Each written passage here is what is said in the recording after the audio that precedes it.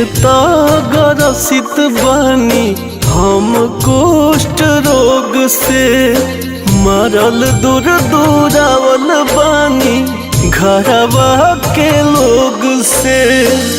सूरज देव माफ हमर भूल करे जे, हाई दुखिया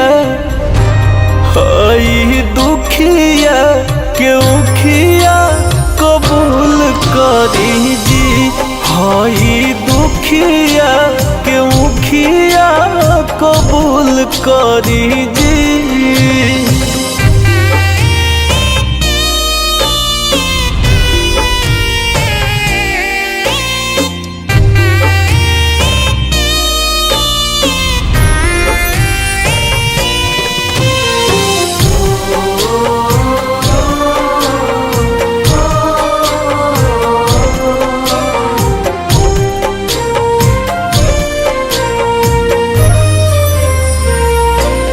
हमारा भिखियो तो कहीं ना भेटाए जी, छुटावा से केहू ना छुआए जी।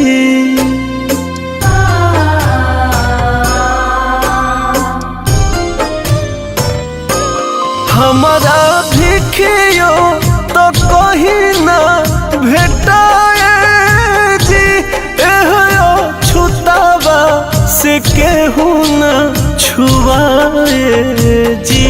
सजा ऐसे ना वसूल करी जी, हाई दुखिया क्यों खिया कबूल करी जी।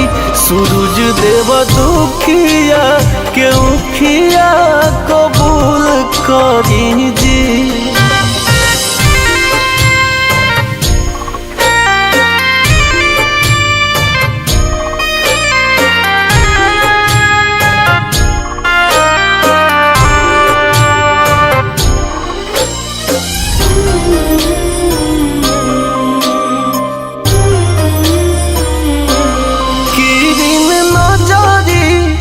जदि पड़ जाई जी, दौरा डाल ले के 10 हर साल आई जी।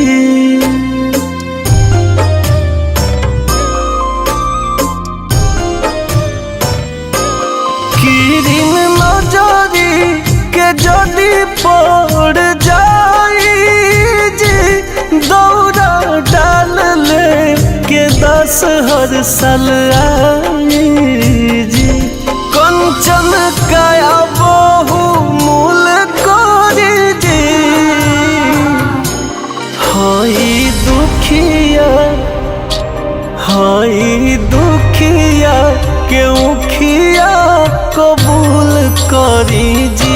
आदित्य मल दुखिया क्यों खिया कबूल करी जी।